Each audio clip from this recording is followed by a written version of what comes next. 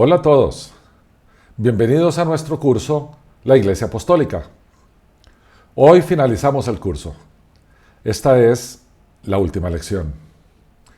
Después de 8 lecciones, ya llegamos al momento en que tenemos que, de alguna manera, recomendar o sugerir cómo congregarnos si es que deseamos hacer lo que hacía la iglesia fundada por los apóstoles.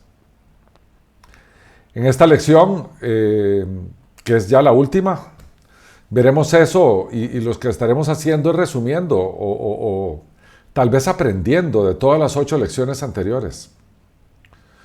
De dónde se origina el lenguaje de templo, cómo llegamos a adoración y culto en nuestras reuniones del siglo XXI, cómo se reunían los creyentes allá en el siglo I, por qué allá no habían sermones y el rol de la música era como que secundario. ¿Cuál es el testimonio de los primeros cristianos de la iglesia de los primeros siglos? ¿Cómo fue ese proceso de desviación? Que también lo vimos en la última lección. Y finalmente, ¿cómo deberíamos congregarnos si queremos parecernos lo más que podamos a la iglesia apostólica del siglo I?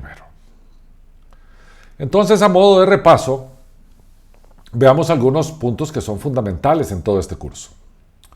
La iglesia del Nuevo Testamento nunca describió sus reuniones como adoración o como un servicio. La iglesia del Nuevo Testamento veía sus reuniones como asambleas o eclesías, que es la palabra en griego, enfocadas horizontalmente. Eso quiere decir entre hermanos. No verticalmente, eso quiere decir todos nos juntamos para dirigirnos hacia Dios o hacer ceremonias o hacer liturgias o de alguna manera tener éxtasis religiosos o emocionales. Más bien, esas asambleas se enfocaban en unos con otros. Además, también hemos visto a lo largo del curso cómo el apóstol Pablo requirió que las actividades de la asamblea, o sea que cada vez que nos juntemos, nos juntáramos para edificación.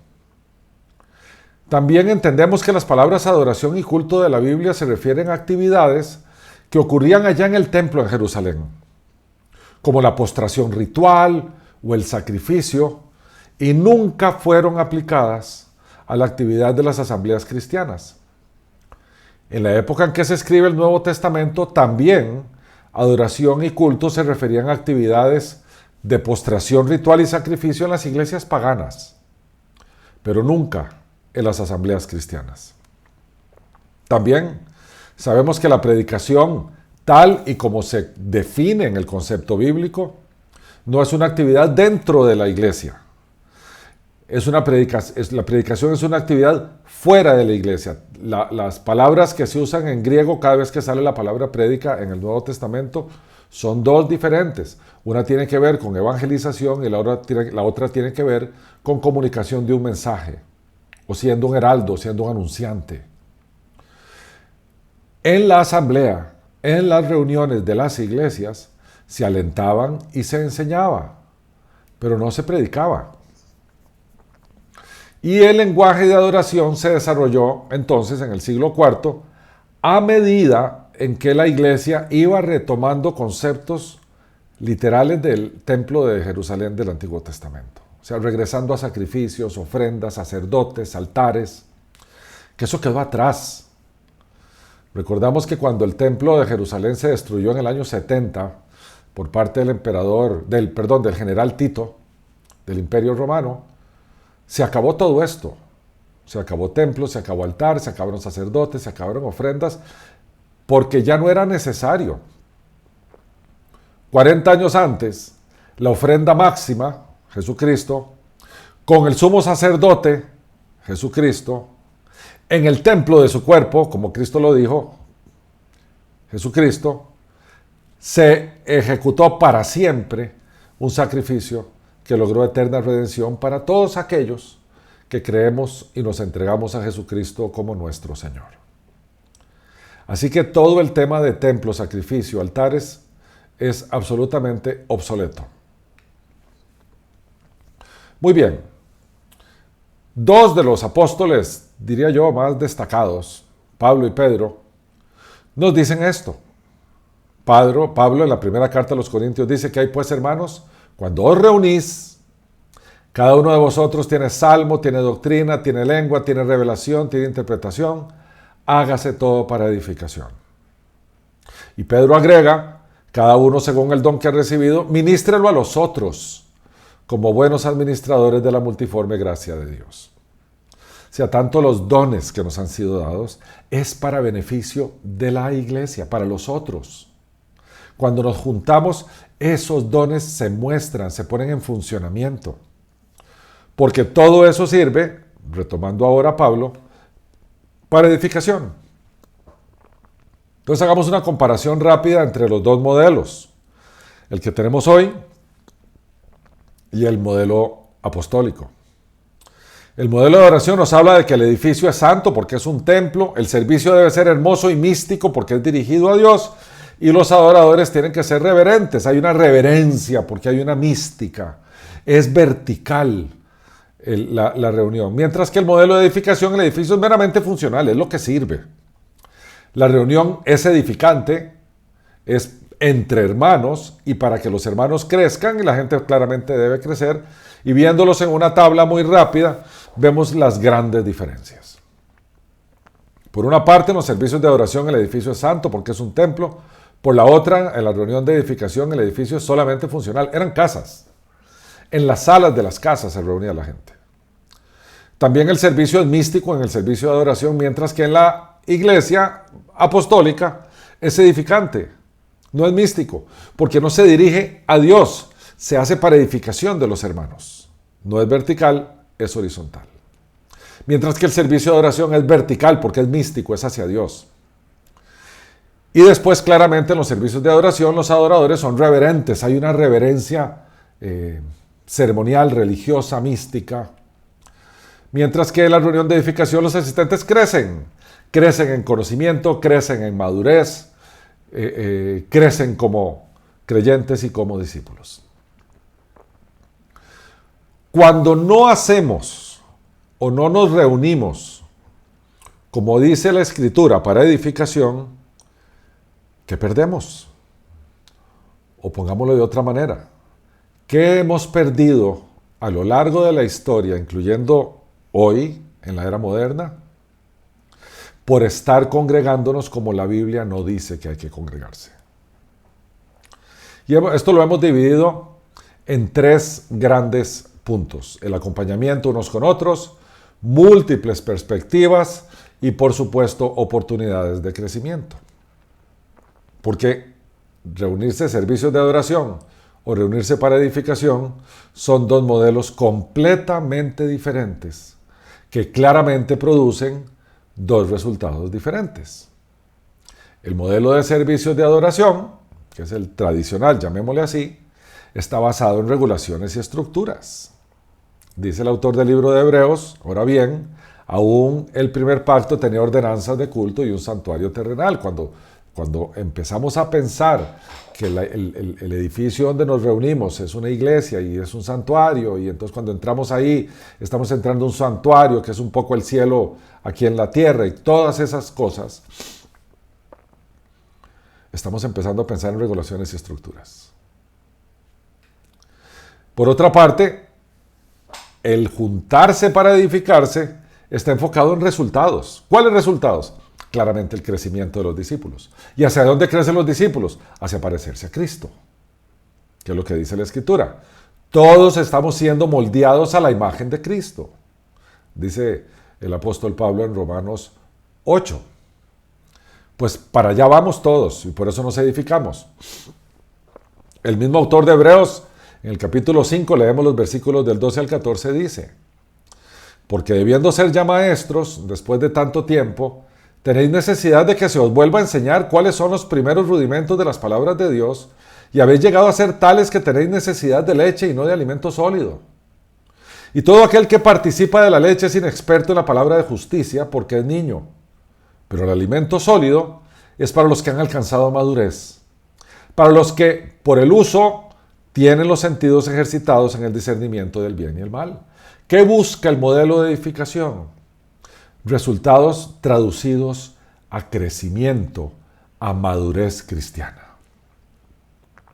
Entonces, en vez de enfocarse hacia una experiencia mística, se enfoca en la educación y el crecimiento de los hermanos. Muy bien. Entonces, ¿qué deberíamos hacer? Vamos a ver varias cosas que deberíamos hacer. Empecemos por cambiar la terminología. Empecemos a usar terminología neotestamentaria y dejemos de usar terminología veterotestamentaria o del Antiguo Testamento o relacionada con el culto en el templo. Y apliquemos entonces la nueva metodología. A ver, ¿cuál sería? Ya sabemos que adoración o proscuneo debería ser cambiado porque se le da una connotación musical y se le da una connotación de comunicación con Dios para exaltarlo. Cambiémoslo por alabanza. Y recordemos que alabanza, cuando la definimos, era elogio. Y nosotros podemos alabar, dice el autor de Hebreos, que alabanza son aquellos labios que confiesan el nombre de Jehová. Podemos alabar con música o sin ella, pero ya no pongamos el término de adoración como si fuera un género musical, sino entendamos alabanza por elogio a Dios. Lo segundo es cambiemos servicio de adoración por asamblea, porque los primeros creyentes no se juntaban en un servicio, se juntaban en una asamblea o eclesía. Y allí no se hacían prédicas, como ya vimos en una lección, sino que se ejecutaban o se llevaban a cabo enseñanzas. Es un tema de terminología. También cambiamos sermón, que no existe en ninguna parte del Nuevo Testamento, por mensaje. El mensaje que se enseña. El segundo punto es, hagamos que la edificación sea el propósito de ir a la iglesia. Ningún otro. Porque ese es el propósito que nos dice la Escritura. ¿Y qué es edificación? Claramente construir. Edificación es, permítanme hacer cometer o hacer una redundancia. Edificación trata de edificar un edificio. Pues eso, levantemos un edificio con cimientos firmes. Construyamos dentro de nuestras asambleas o eclesías, construyamos este edificio. ¿Ok? ¿Cómo? Claramente nos vamos a educar porque la educación crea madurez. Y esta educación es dirigida a dos lugares. Por una parte, a la cabeza o a la razón, para entender claramente la sana doctrina bíblica. Y por la otra, al corazón, porque todos queremos emocionarnos con Dios. Todos queremos emocionarnos con Jesucristo. Todos queremos emocionarnos con los hermanos en la iglesia. Entonces, claramente vamos a derivar la enseñanza bíblica, la vamos a entender y la vamos a aplicar a nuestras vidas. Y eso nos causa una gran alegría y emoción. Y siempre tenemos que tener claro dos cosas que también las Escrituras nos aclaran. Uno, nos reunimos porque amamos a Dios y amamos al pueblo que Dios rescató. Entonces, ¿cómo no amar a los hermanos que están con nosotros en la iglesia cuando Dios los amó hasta tal punto que dio su vida por ellos? Entonces, en la primera carta a los Corintios, Pablo dice, el conocimiento envanece, el amor edifica. No nos reunamos solo para aprender. Nos vamos a reunir porque amamos. Y como amamos, crecemos. Y como crecemos, maduramos. Y como maduramos, amamos a nuestros hermanos. Y lo otro es que eso lo hacemos a partir de la palabra de Dios, de que Dios nos habla desde las Sagradas Escrituras. Y ahora, hermanos, os encomiendo a Dios y a la palabra de su gracia que tiene poder para sobreedificaros. Dice así el apóstol en Hechos 20:32. Entonces tengamos estas cosas claras. Nuestra principal motivación para edificarnos es el amor, tanto a Dios como a los hermanos, y el medio a través del cual esto ocurre es la palabra de Dios. Y claramente Pablo en las iglesias del primer siglo no manda un orden específico, o sea, no manda una liturgia, no manda un protocolo. Pablo no ordena actividades especiales que se tienen que llevar a cabo, ni tampoco manda lugares especiales como templos o lugares santos, ni siquiera manda días especiales. hace referencia a las costumbres que tenían las iglesias de reunirse el primer día de la semana, o sea, el domingo. Pero no dice que ese día se prescribe como el día de reunión. Él no manda días especiales, ni días de fiesta tampoco. Ni tampoco Pablo dice que hay que ponerse vestiduras especiales para el día en que la iglesia se reúne. Ninguna de esas cosas está escrita en el modelo paulino. Más bien, Pablo nos manda que nos reunamos para edificación, que lo hagamos decentemente y en orden. Por lo tanto, alguien tiene que poner orden y tiene que vigilar todo esto, y que lo hagamos con amor, y así lo explica en el famoso capítulo del amor, que es 1 Corintios 13. Habla de si el amor es paciente, el amor no tiene celos, el amor resiste todas las cosas. Entonces nos invita en el modelo paulino a reunirnos en amor. El tercer punto que queremos destacar es que no nos enfoquemos en la música como si fuera un concierto, sino más bien enfoquémonos en su contenido. De nuevo, si estamos reuniéndonos para edificación, nuestro canto tiene que ser para edificación. ¿Y cómo luce eso? El foco debe ser más en el mensaje que en la música. No es tanto la instrumentación como la instrucción. Porque cantando, cantamos doctrina. Y por lo tanto, cuando cantamos, construimos. Y no es para motivar a nadie. El punto número 4 es, no es solo un expositor, son varios expositores.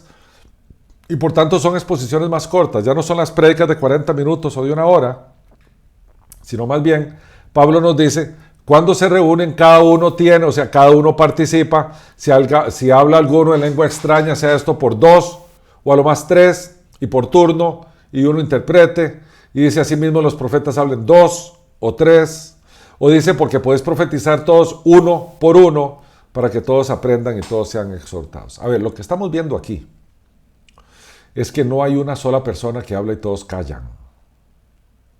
Hay un orden, es lo que Pablo quiere fijar primero, pero vemos que hay un montón de gente participando. Sabemos que no todo el mundo le gusta participar, hay mucha gente que le gusta permanecer callada y escuchando, y no hay que obligarlos a que participen si no lo desean. Por otra parte, hay otros que quieren participar más de la cuenta. Entonces a ellos hay que regularlos un poquito. Pero la idea es que todos participemos para que todos nos edifiquemos.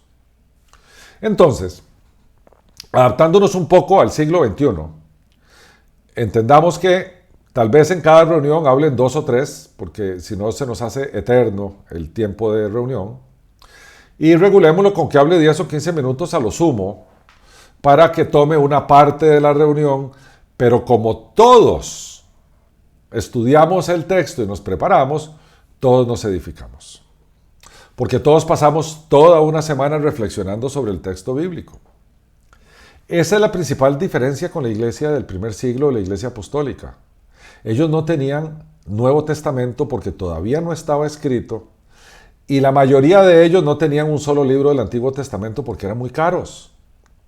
Además, eran muy de los judíos, y ya las iglesias, la mayoría de ellas eran de gentiles. No fue sino hasta el siglo II donde ya se empezaron a distribuir mejor o más los textos, los manuscritos del Nuevo Testamento, donde ya se tenía un poquito más la escritura neotestamentaria. Nosotros sí tenemos la Biblia completa. Y eso es una ventaja gigantesca. Entonces nosotros podemos edificarnos usando como base el Nuevo Testamento o las Sagradas Escrituras en términos generales. De nuevo, todos vamos a procurar edificarnos dentro de la iglesia. Cada semana lo ideal sería que nuevos expositores se turnen, o sea, que no sean los mismos 2 o 3 de la semana anterior, sino que sean nuevos, para así nosotros ir creciendo todos a un mismo ritmo. Y después de esos 2 o 3 que participan y que hablan como 15 minutos, así se nos van 45 minutos a lo sumo, el maestro que tiene el don y el ministerio para enseñar, recopila el texto bíblico que se iba a enseñar y lo complementa de ser necesario. Porque al final tenemos gente que puede presidir o puede enseñar y tiene más años de estudio o tiene una mejor comprensión o tiene ciertos dones que les permite ejercitarlos dentro de la iglesia y hacer que todo el mundo se enriquezca y se edifique. Bien, el quinto punto es más diálogo, menos monólogo. Recordemos que habíamos hablado del modelo ese de iglesia que venía heredado de la forma de congregarse de la Iglesia Católica Romana, donde uno habla y todos escuchan. Ahora estamos proponiendo otra cosa, estamos proponiendo que haya interacción, que hayan preguntas, porque el discipulado, que es a lo que estamos para poder construir discípulos, se trata de hacer preguntas y responderlas. Y créanme que cuando vemos el Evangelio, o los Evangelios, vemos gente preguntándole a Jesucristo cosas y vemos a Jesucristo respondiendo todo eso. Y por tanto, si hay un modelo de aprendizaje, que son preguntas y respuestas, ¿por qué en la iglesia no lo vamos a tomar? Entonces eso lo que hace es que muchos participen, no solo uno. El sexto punto es tener el cuidado de no hacerse grupos muy grandes. Porque en el momento que pasan los grupos grandes, se nos empieza a desmejorar el modelo apostólico. Si ya el grupo va creciendo, hay que hacer grupos más chiquititos, más pequeños. Porque en los grupos grandes la gente no se conoce. Y si la gente no se conoce, no se edifica. La gente nunca, en los grupos grandes siempre están de frente viendo a alguien que habla y por tanto la gente no se ve las caras siquiera. Se ve la parte de atrás de la cabeza. Es imposible que entre grupos grandes se comparta, se interactúe entre la gente. A la inversa, en grupos pequeños se comparten, se conocen, se exhortan, se consuelan, se edifican, se hacen amigos. Amigos dentro de la familia de la iglesia. Claramente el lugar de reunión hace una diferencia. En la iglesia tradicional, cuando tenemos un lugar donde congregarnos y entonces allá al frente usualmente se pone el grupo de alabanza y allá al frente hay un podio o un púlpito y desde allí es donde expone el predicador y tenemos a toda la gente viendo para adelante, como decíamos antes, todo el mundo viendo la parte de atrás de la cabeza de todos. Eso es muy impersonal, mientras que en la iglesia apostólica veíamos este cuadro lo hemos visto varias veces, donde todos están juntos, hay uno leyendo en voz alta las escrituras, porque decíamos que no todos sabían leer y escribir, y después se discutían, se hablaban, se preguntaban, había mujeres, niños, ancianos, de todo había, y esto pues claramente nos dice hacia dónde nosotros podemos ir. Pero para reunirnos, así, como una forma más íntima, podríamos decirle, tenemos que aplicar algunos principios. Primero, cada una de las personas que está ahí es un santo, es alguien por quien Cristo murió. Es alguien que Dios apartó y lo apartó para Él. Entonces, en términos de valor, no hay ninguno más elevado que otro. Todos tenemos el mismo valor, todos fuimos rescatados por el mismo Salvador. A todos se nos rescató pagando un precio de sangre de Jesucristo. Y por lo tanto, en términos de valor somos exactos, somos iguales. Todos somos hermanos y todos somos discípulos de Cristo de igual manera y de igual valor. Por lo tanto, cualquiera puede hablar y será escuchado. Y a veces yo sé que hay algunos que pues hablan más de la cuenta, o hay otros que preguntan lo mismo siempre, y cuando eso pasa, tal vez algunos hermanos hacen algunas caritas.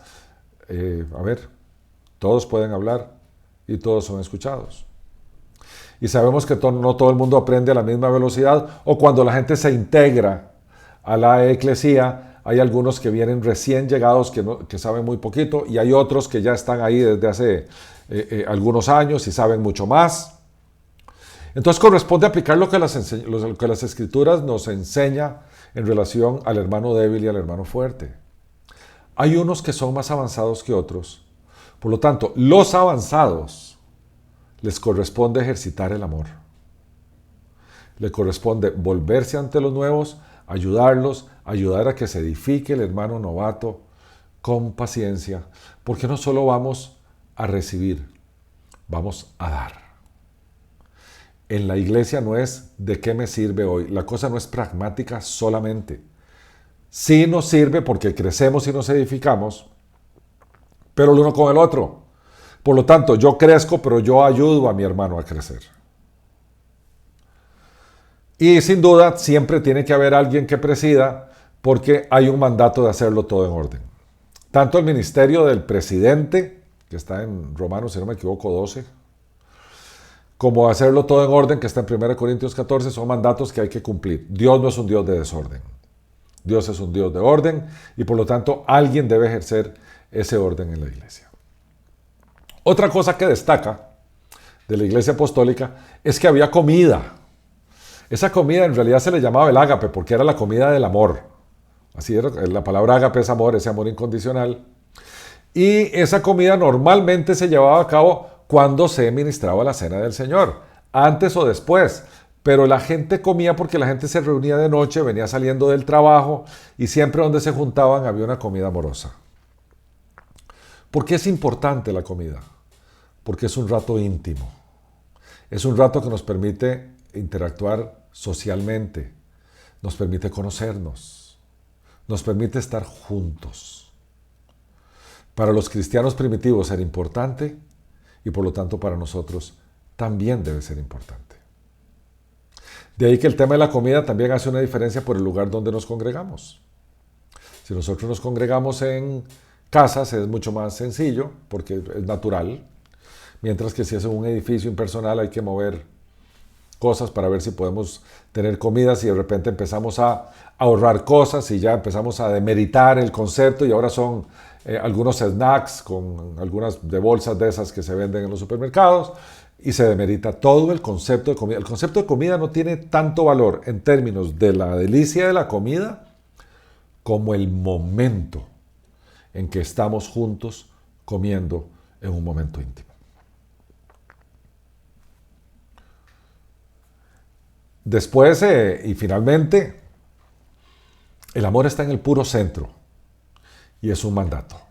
Ya vimos lo que decía el apóstol antes, ahora vamos a leer el final del capítulo 12 y el inicio del 13, donde Pablo a la iglesia en Corinto le habla de esto precisamente. Dice así: procurad pues los dones mejores, dones de todo tipo, ¿verdad? Que el Señor reparte en su iglesia, pero dice el apóstol: mas yo os muestro un camino aún más excelente. O sea, si bien es cierto, los dones los ejercitamos y se siente bien, pero hay algo que es todavía mejor.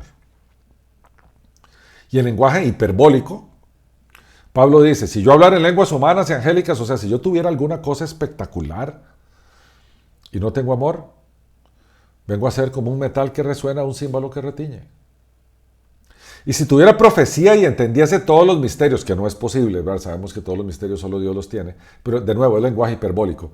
Y si tuviese profecía y entendiese todos los misterios y toda la ciencia, o sea, tuviera todo el conocimiento, y si tuviese toda la fe, absolutamente toda, de tal manera que trasladase los montes, y no tengo amor, nada soy.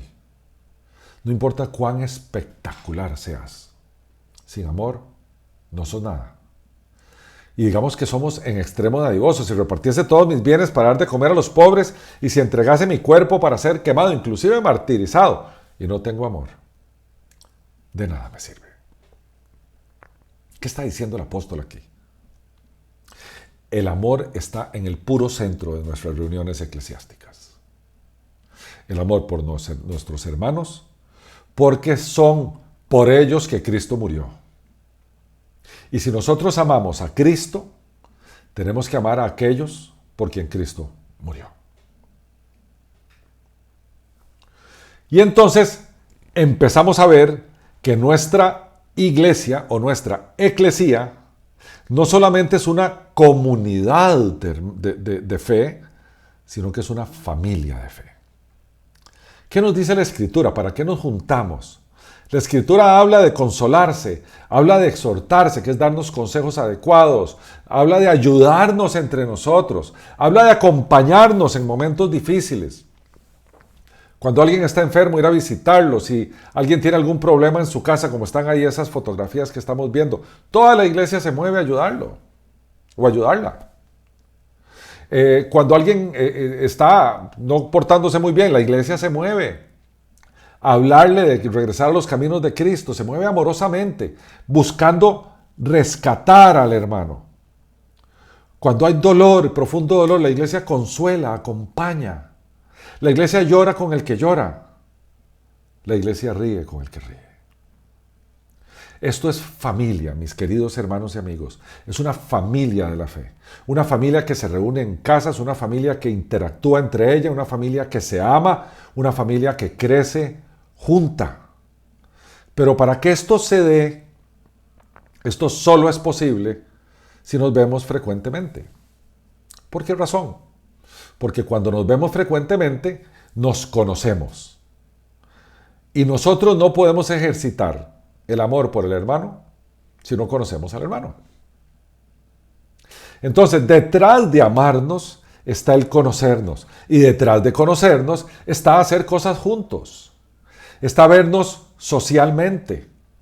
Está interactuar, tener interacciones intensas dentro de la familia de la fe. Yo sé que este es todo un tema. Yo sé que pues todos nosotros tenemos nuestros núcleos familiares de sangre, padres, madres, hijos, hermanos, primos, etc. Y volver a ver a extraños dentro de la iglesia y decir, ese es mi hermano y es mi familia de la fe y yo me muevo a ayudarlo, eso no sale de la noche a la mañana. O decir, voy a ir a ver una película con tal hermano o a cenar con estos otros que no conozco para conocerlos mejor, o los voy a invitar a mi casa y voy a hacer un asado, o lo que sea que nosotros hagamos. Hay que ser intencionales. Hay que ir a conocer, ir a interactuar para poder conocer, poder amar y cumplir con el precepto bíblico de amarnos entre nosotros para entonces poder consolar, exhortar, aconsejar, ayudar y acompañar. Entonces sí, hay todo un tema social detrás de la familia de la fe.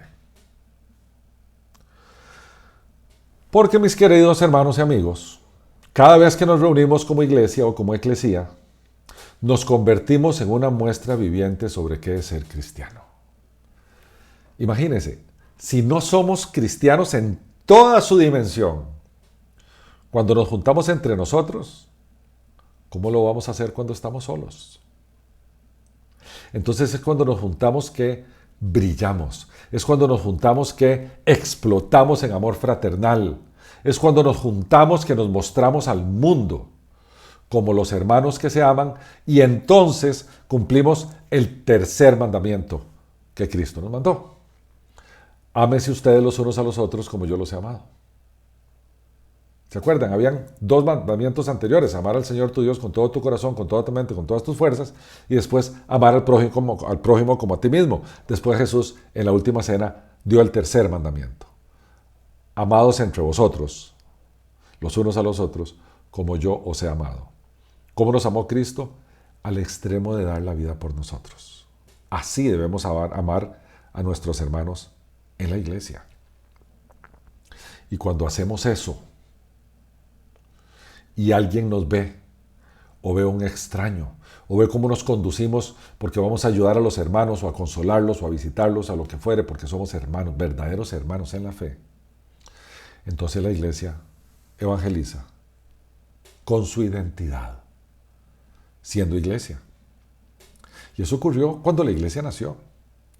Lucas nos lo narra en el libro de los Hechos de los Apóstoles, donde dice, y perseverando unánimes cada día en el templo y partiendo el pan, o sea, comiendo en las casas, comían juntos con alegría y sencillez de corazón, alabando a Dios, o sea, elogiando a Dios y teniendo favor con todo el pueblo, porque era gente sumamente servicial, agradable, buena, feliz, gozosa. Y el Señor añadía cada día a la eclesía los que habían de ser salvos. El Señor añade cuando la iglesia es iglesia, cuando la iglesia es consecuente con su identidad. Ahora sí, vamos resumiendo esta última lección. Dijimos que son 9 puntos. Cambiamos la terminología. Dejemos la terminología de templo y empecemos a usar la terminología neotestamentaria. Hagamos que la iglesia, nuestras reuniones semanales sean para edificación, ese es nuestro propósito. No le demos tanto énfasis al tema musical, sino más del contenido de lo que cantamos.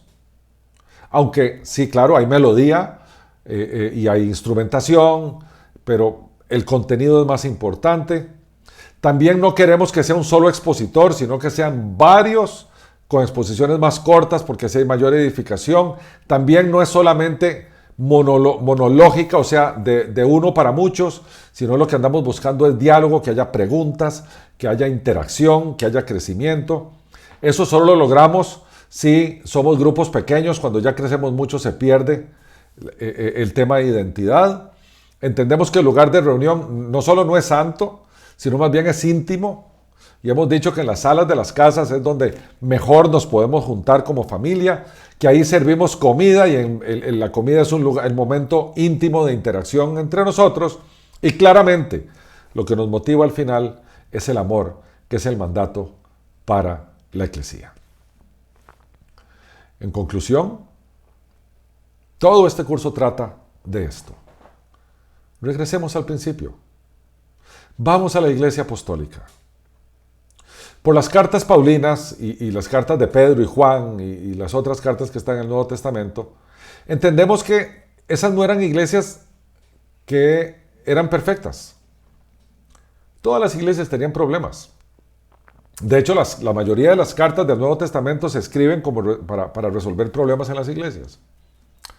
Y no estamos diciendo que si nosotros tomamos el modelo apostólico no vamos a tener dificultades dentro de las iglesias. Claro que las vamos a tener. Nadie va a ser una iglesia perfecta. Lo que sí estamos recomendando es que cumplamos los preceptos bíblicos. Juntarnos amorosamente, entendiendo que amamos a los hermanos, nos exhortamos, consolamos, ya todo lo que hemos visto a lo largo del curso. Entendiendo que vamos a tener problemas y dificultades, pero si seguimos los preceptos bíblicos, vamos a resolverlos amorosamente. Y vamos a crecer como hermanos en la fe. Regresemos al principio. Regresemos a la iglesia o al estilo de iglesia que fundaron los apóstoles por instrucciones de Jesucristo. ¿Qué beneficios tenemos? Primero es económico. ¿Por qué? Porque no tenemos locales, entonces no se gasta dinero en eso, no se gasta dinero en secretarias o en asistentes o en comunicaciones o en limpiezas o en alquileres o en vigilancias. Y el pastor no tiene la figura que hoy en día tienen los pastores, que son, ya lo vimos en alguna de las lecciones, son espectaculares porque no solamente enseñan, sino que administran y limpian las iglesias y hacen mil cosas, editan textos, editan videos, instalan cosas, desinstalan otras. El pastor de la iglesia en casa es un pastor que preside o facilita y al final resume y concluye. Algunos, si la iglesia así lo quiere, se dedicarán solo a eso y la iglesia tendrá que financiarles su vida. Eso también es bíblico. Si el pastor quiere, o la iglesia más bien quiere que el pastor se dedique a tiempo completo, la iglesia va a tener que ver por su economía, porque el pastor tiene gastos, tiene familia, tiene hijos que van a la escuela, etc. Pero al no tener edificios y al no tener cosas, las contribuciones de la iglesia se optimizan muchísimo. Además, este modelo es social. Buscamos tener interacciones sociales entre nosotros mismos, crecer socialmente entre nosotros. Y sin duda es teológico. En el puro centro está la enseñanza o el crecimiento de Dios. En el puro centro. En el puro centro está Jesucristo, dueño de su iglesia, cabeza de su iglesia. Y por lo tanto la iglesia crece en Cristo. Además es multicultural. Este modelo aplica en cualquier lugar, en cualquier cultura. De hecho, la iglesia de mayor crecimiento del mundo es la iglesia china, que aplica este modelo porque es perseguida. Entonces está en las casas creciendo. Por otra parte, este modelo es absolutamente personal. Cada uno de la eclesía se conoce, se entiende, se ama.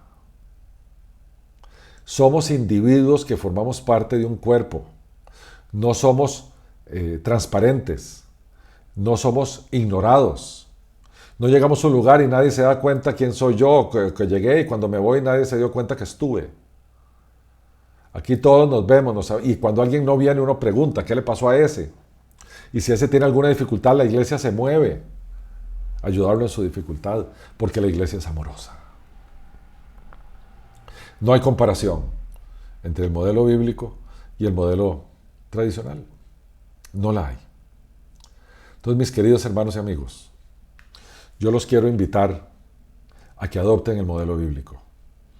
Adopten el modelo apostólico. Muévanse hacia las eclesías en las casas. Crezcan en Jesucristo. Edifíquense en el Señor. Porque así todos creceremos, como dice la Escritura, hasta la imagen del varón perfecto. Así el Señor estará formando en cada uno de nosotros la imagen de Jesucristo. Muchas gracias. Este es el fin del curso, la última lección. Muchísimas gracias por haberme acompañado durante estas 9 lecciones.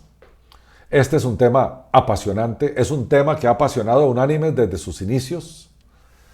Hemos venido detrás de este modelo de iglesia por muchísimos años y creo que llegó el momento de consolidarlo en nuestra iglesia. Yo les invito que todo este curso y de estos 9 videos, a los que no se congregan en Unánimes, se lo pasen a sus pastores. Y lo discuten, y lo hablan, en amor. Pastor, aquí le voy a pasar un video, véalo y después opina. Y generen conversaciones. Porque al final lo que deseamos es glorificar a Jesucristo en nuestras vidas y glorificar a Jesucristo en nuestras iglesias. A todos ustedes, 1.000.000 de gracias. Y que el Señor Jesucristo los bendiga abundantemente.